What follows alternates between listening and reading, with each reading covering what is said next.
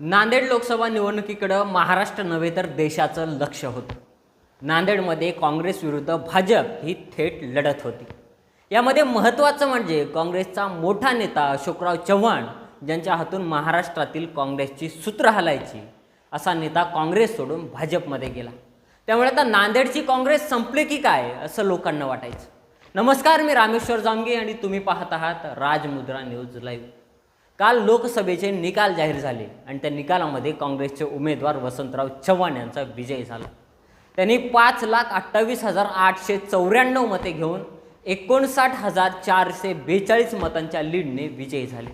तर भाजपचे उमेदवार प्रताप पाटील चिखलीकर यांनी 4,59,452 मते घेतली आणि 59,442 मतांनी त्यांचा पराभव झाला।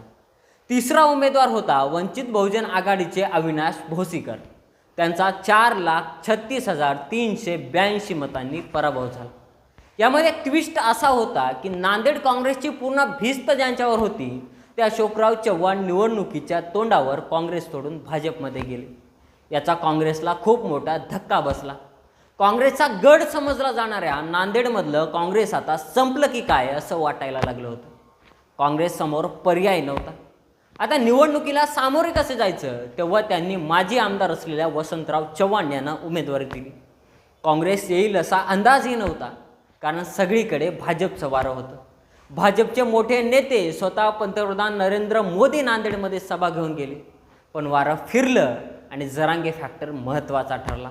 मनोज जरांगे आणि समाजाला केलेलं आव्हान महत्त्वाचं ठरलं आणि याचा फायदा थेट महाविकास आघाडीला बसला। त्याचबरोबर सर्व मुस्लिम काँग्रेसच्या बाजूने उभे होते। यामुळे वसंतराव यांच्या माथ्यावर गुलाल लागला। याबाबत तुम्हाला काय वाटतं आम्हाला कमेंट करून सांगा आणि अधिक माहिती पाहण्यासाठी राजमुद्रा न्यूज लाईव्हला सबस्क्राईब करा। धन्यवाद।